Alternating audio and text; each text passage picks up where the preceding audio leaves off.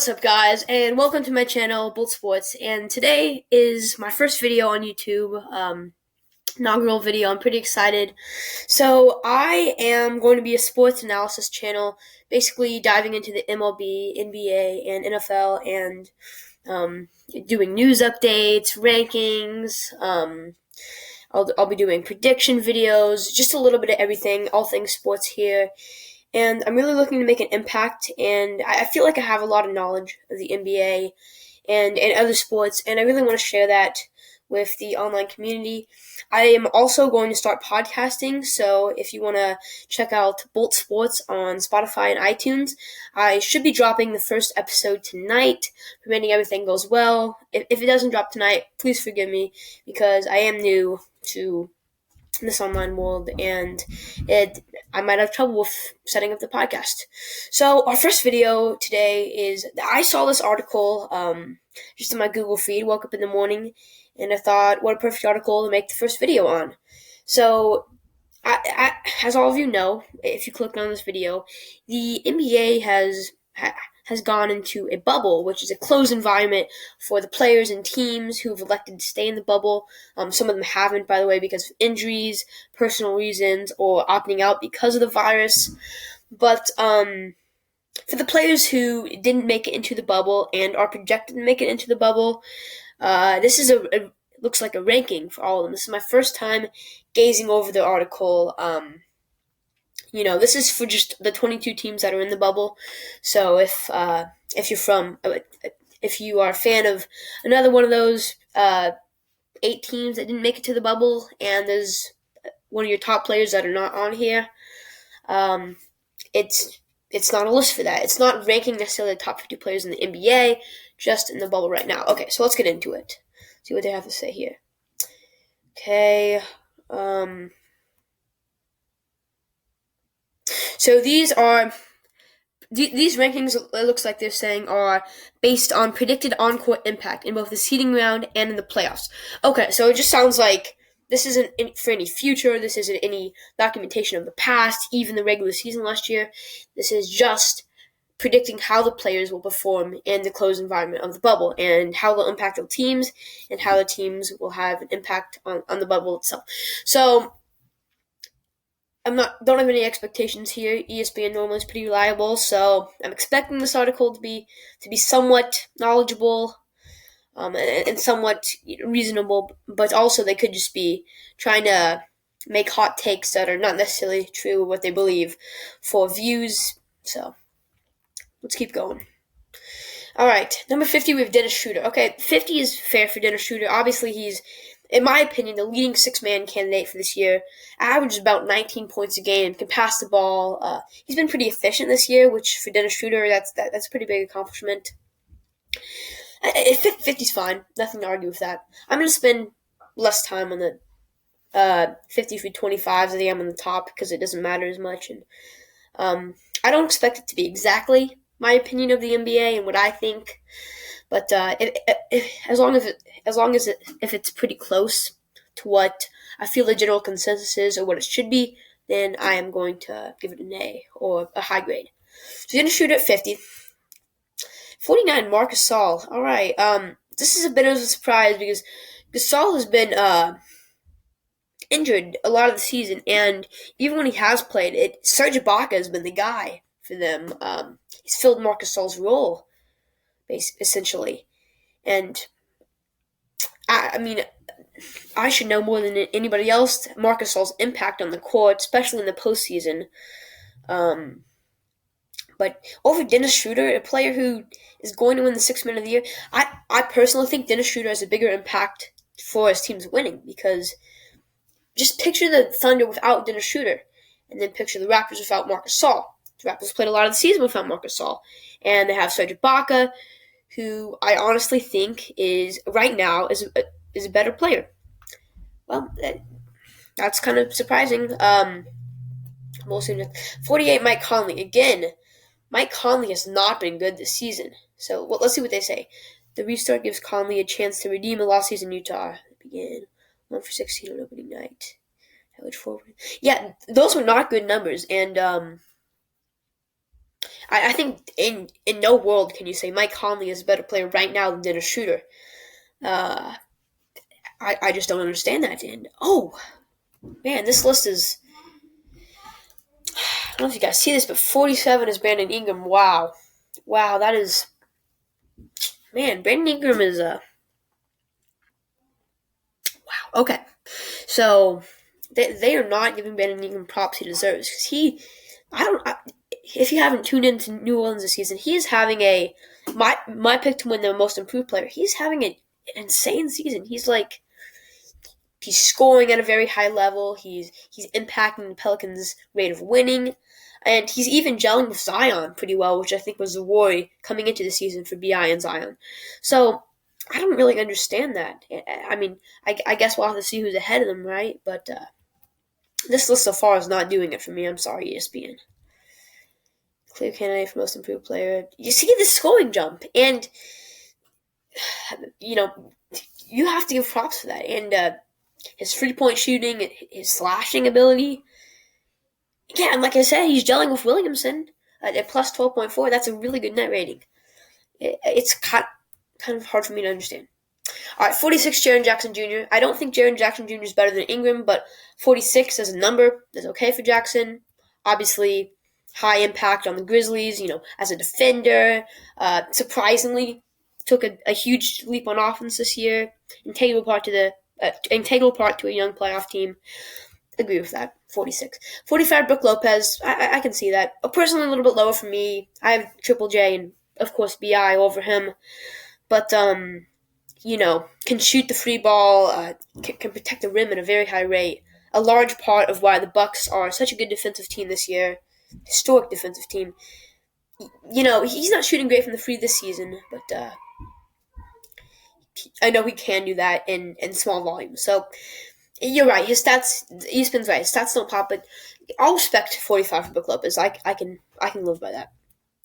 44 Robert Covington, again, a bit higher than I would have liked, but his defensive versatility, from going to being a wing defender to playing a center, being a rim protector, averaging 2.5 blocks per game is great. Yeah, they have that there too. I can see that. No problem with that. 43 Eric Bledsoe. Large impact to a team with large chance of winning. That's perfectly fine.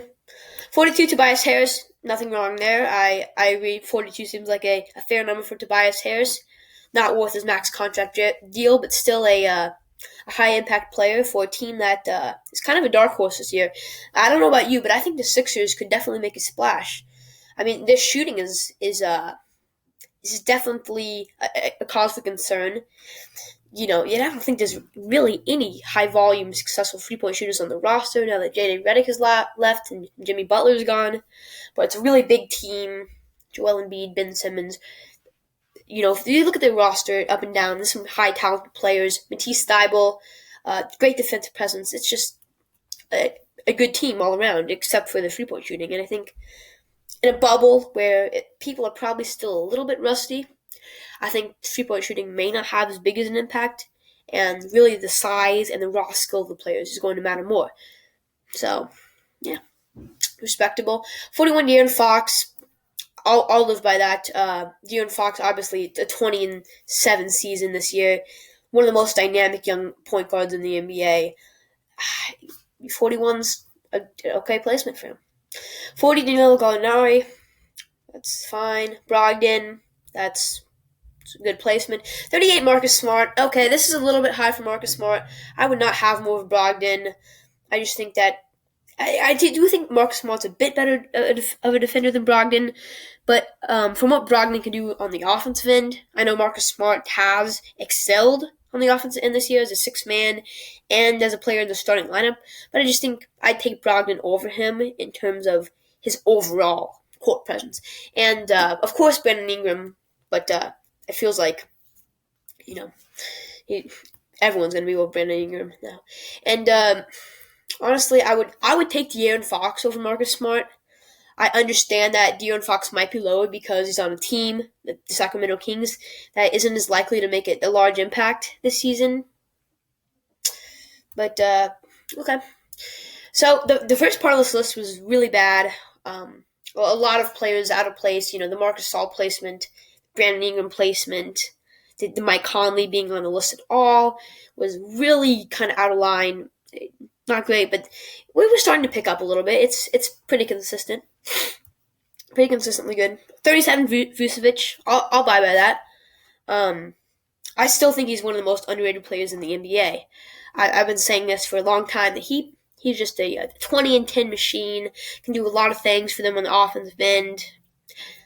He's not playing for a great team, but sooner or later we have to stop looking at the team players on and their actual skill. I know that does matter, but a very high level player, high level talent. He's a machine. Yeah, it says here, double machine.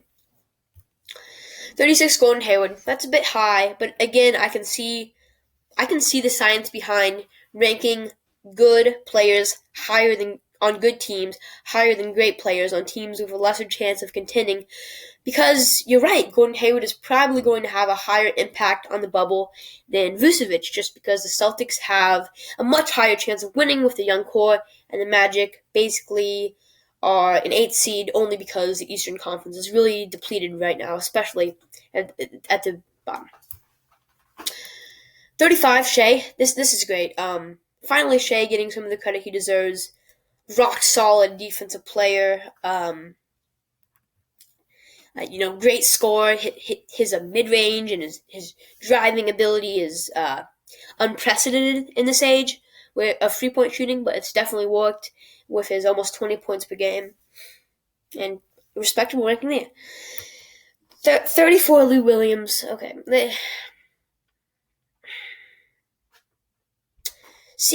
Lou Williams is not the sixth man this year. It's definitely, if you're going to pick a guard, I think it has to be either Montrezl Harrell or Dennis Schroeder, because if you're going to pick a guard, Dennis Schroeder has been a lot better than Lou Williams. And he's not on a different level than Lou, but I feel like you got to give the sixth man to Dennis Schroeder. And maybe you can justify ranking Lou ahead of him, but ahead of Shea and ahead of who else? Brogdon, ahead of some of these young, talented guards. I don't know if you can justify that at ESPN. 33, Jamal Murray. Again, over De'Aaron Fox, over Shea. A bit questionable. Let's see what they have to say, though. 23, second best player on one of the best teams in the West. Yeah, that is true. That is an argument to be made there, that Jamal Murray is the second best player for the third seed in the Western Conference, and that does have some validity, but the question is whether Murray can hang with James Harden, Damian Lillard, Russell Westbrook, Luka Doncic. See, that's the thing. I don't feel like Jamal Murray can hang with the top backcourt players in the Western Conference in the slightest. I think all those guys are on a different level, and for this ranking, 33, you're basically saying Jamal Murray is a borderline all-star player, and I think Jamal Murray is a very good player, but he's kind of one-dimensional, and that is scoring the ball. He's not a shooter. He's not necessarily a defender. He is a solid defender. He's not a great defender, though. He's a solid passer, but not a great passer. Solid rebounder, but not a great rebounder. He's just a solid player. Not too great at anything, not too bad at anything either. But I just don't think you can earn the 33rd spot by just being a solid player. Okay, 32, Ja Morant. See, this is a good ranking for Ja. For the future, I would have him a little bit higher than this, maybe going into next year. But I can totally respect 32 for Ja. I've just been so impressed by Ja. I definitely think he deserves Rookie of the Year.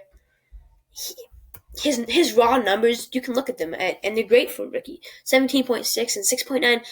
But what really has impressed me is his ability to impact winning basketball. And I think for a rookie to be the number one option on a playoff team in a Western Conference that's really deep and really loaded, you have teams like the Pelicans, who have Brandon Ingram, Zion Williamson, and Jrue Holiday, basically a three-star tandem on the verge of not making the playoffs, and also teams like the Blazers with a top 10 player in the NBA and Damian Lillard, and also some solid solid guys in CJ and Hassan Whiteside. Just to make the playoffs over them, being the number one option as rookie, it's just insane. And Josh should get his props. 31, Devin Booker. A bit low for Devin Booker, but I can see where they're coming from. Phoenix isn't really going to have a big impact in the bubble. They're just there because they have a chance of getting 8th seed, but in no way, unless crazy circumstances happen. I don't have the circumstances on the top of my head, but Memphis needs to lose all the games. The circumstances are very unlikely for the Suns to even get a taste of making the playoffs. But I can understand why they are, again, prioritizing good players on good teams instead of great players on teams that are not as great. 30, Fred VanVleet. That is too high for Fred VanVleet. I understand the impact he has on the Raptors, and honestly, one of my favorite players, not on the Pacers, which is my favorite team, if you hadn't noticed from my channel art. But it's just, you can't justify putting Fred VanVleet over Devin Booker, John Morant, De'Aaron Fox, Shea, all those guys that are just more talented and more skilled and more impactful than Fred VanVleet. This list is slowly getting worse and worse. I don't know what to say to ESPN. This is not going so well. 29, Montrezl Harrell. Again, too high. But I'm not too upset about this ranking because he is a high impact basketball player for a team that's going to have a high impact in the bubble. It's either going to be him or Shooter winning the 6th Man of the Year. ESPN can just for that. 28, Domantas Sabonis. Agree with that. Domantas Sabonis has been dominant this year, from passing to rebounding to even defense. He's stepped it up, and of course scoring in the paint. He's one of the most ferocious and tenacious paint scorers that I've watched in the NBA in this age, and I just think that is invaluable to a Pacers team. He's definitely the best player on the Pacers team. I think the Pacers are another dark horse. If they can get past Miami in the first round, I think they can give the Bucks a run for their money. Not saying they're going to beat the Bucks, but I'm saying that maybe they'll be able to take them to 6 or even 7. A very solid, well-rounded team with good guards and Brogdon and Oladipo, depending on his health. And TJ Warren is a very solid small forward, top 10 small forward in the league this season.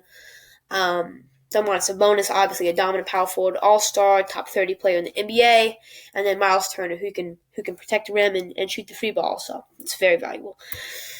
Okay, CJ McCollum, again, he should not be higher than some of those young, talented guards, but this is obviously about good teams and not about good players. 26, Jrue Holiday, one of the best two-way players in the league. Don't have a problem with that. 25, Jaylen Brown. It seems a little bit high for Jaylen Brown, but there's nothing really wrong with Jaylen Brown. He's an efficient two-way player for a really good young team, and I'll buy him as a top 25 player in the NBA. 24, Kristaps. I think that's too high for Kristaps. Personally, I think that he needs to be a better two-way player for him to get that. He does protect the rim, but his versatility and his ability to switch on the defensive end is but I guess they're just going off just for this bubble. And if Kristaps continues to play the way he did after the All-Star break, I think this ranking is justifiable. 23, Zion. This seems crazy. Wow. Zion is above. Wow. He's 23. He's the 23rd best player in the NBA. That is crazy to think about. But I might actually agree with that. Am I really agreeing to Zion being the 23rd best player in the NBA? I think I am. Obviously, might not be there for the first few games, and the Pelicans push for the 8th seed. But it does look like he'll return to the bubble after a family medical emergency. So, wow. I agree with that. And it's because of Zion's impact on his team's winning when he's came back, and his dominance, frankly. And for a rookie, it's it. All right. 22 Donovan Mitchell, 21 Bam Adebayo, 20 Kemba Walker. All these rankings make sense. Top 25 is already getting off to a solid start for ESPN. 25 to 50 was honestly very bad, but let's see what they have here. 19 Kyle Lowry. I would have Kemba, personally would have Kemba and Bam over Kyle Lowry and maybe even Donovan Mitchell, but Kyle Lowry is a great playoff player, and it may be I think it might be a career year for Kyle Lowry. His scoring and his playmaking and even his defense have really just taken off this year. I think he's one of the main reasons why the Raptors have been this good. So you can justify that. 18. This has been a long video so far. Wow. 18 is Rudy Gobert. Again, best defensive player in the NBA. Giannis should win it this year, but I do think Rudy Gobert is still the best defensive player in the NBA. All right, 17, Chris Middleton. I do think Chris Middleton's a star, and I think he is kind of almost like a Scottie Pippen. Obviously not a defender like Scottie Pippen, but Scottie Pippen wasn't the shooter that Chris Middleton is. He's never going to be the best player in the NBA, and he's never even going to be a top 5 player in the NBA. But he's just so solid and impacting winning basketball, and just a perfect complement to the big star on the team, which is in this case Giannis, and in Pippen's case Jordan. So 17 seems a bit high for Chris Middleton, but again, kind of like the Zion one. It's weird, but I find myself agreeing with it. 16, Ben Simmons. Fair. 15, Chris Paul. A bit high for Chris Paul, but justifiable. 14, Spicy P. 13, Jason Tatum. Yeah. Again, feels really weird to say that Jason Tatum's the 13th best player in the NBA, but has had an insane season this far, especially the second half.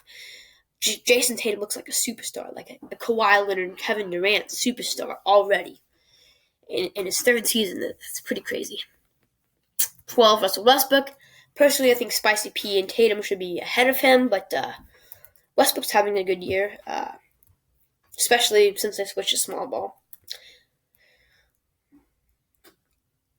11, Damian Lillard. Man. Are there 10 players in the NBA better than Damian Lillard who are going to play in the bubble this year?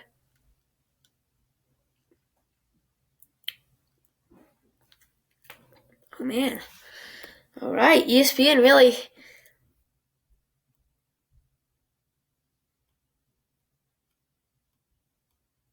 Only player in the top 22 is not certain to advance the play. That is true. I guess you can make that statement. But Damian Lillard is lights out. He's having a great year. I honestly think he should be in the MVP race, not outside of the top 10. Man, just his scoring and his lights out shooting and playmaking, it's all taking a step up. Okay. 10, Jimmy Butler. Not ahead of Damian Lillard, but again, Jimmy Butler should be very high, borderline top 10 player, great two-way player. Jokic over Damian Lillard. I'm not as big as a Jokic fan as some people, just because his defensive flaws just can't really do it for me. But I do think he still is a top 10 player, but over Damian Lillard again, and maybe even Jimmy Butler. It just doesn't really seem right. Paul George, man, this is really becoming a bad list. Paul George, the way he was playing before the bubble, and I know he had time to rest and recoup, was still very good, defensive and offensive wise, but it wasn't really a top 10 NBA player, top 15 NBA player in the league-esque. And I think Damian Lillard, Jokic, and Jimmy Butler should be ahead of Paul George. 7, Luka. That's fair. I could buy Luka at 7. I think maybe even a little bit higher. I would like to see who's ahead of him, because Luka has been revolutionary this season. He's almost averaged triple-double as a second-year player. Just think about that and how that's crazy. Man.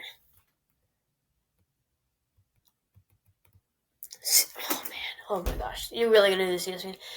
Joel Embiid at 6. Oh, man. Okay. Listen, Joel Embiid has still been dominant this season, but he has been on and off. And when you're just having Joel Embiid is a very good basketball player. Borderline top 10 player. You can make the case for that. You cannot not make the case of Joel Embiid being better than Damian Lillard and Luka Doncic. And I would even argue, even though, like I said, I'm not the biggest Jokic supporter, you could say that Jokic is better than Joel Embiid. Man. 5, Anthony Davis. I like that ranking.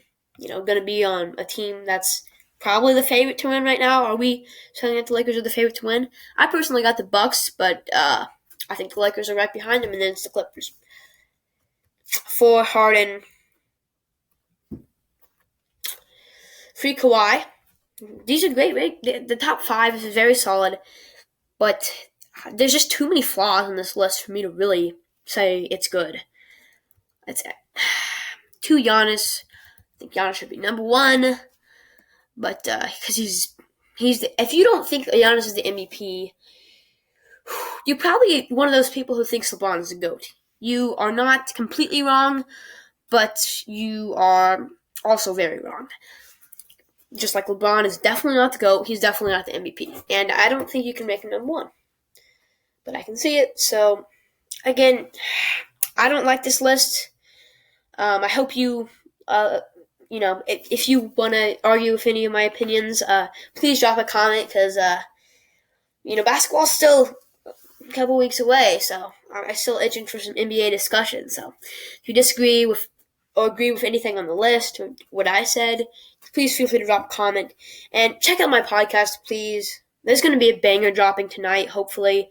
It's going to be basically my overview of the bubble and my predictions.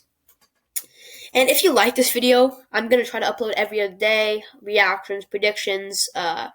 If you liked it, please subscribe. It doesn't hurt to subscribe, and it really will help me out. Because it's my first video, and I don't know how it will do, and your subscription and your like tells me that I'm doing something right, and if you don't like what I'm doing, then just tell me what I can fix, because I'm very new to YouTube, and I want some feedback. So, next video on my channel should be a rebuilding video. I'm going to be breaking down what I would do if I were the Knicks. The Knicks head coach and general manager, and depicting some of the moves that I would take to help them get to a position where they can contend. So be on the lookout for that. So I'm going to be signing out for now. Thanks for watching.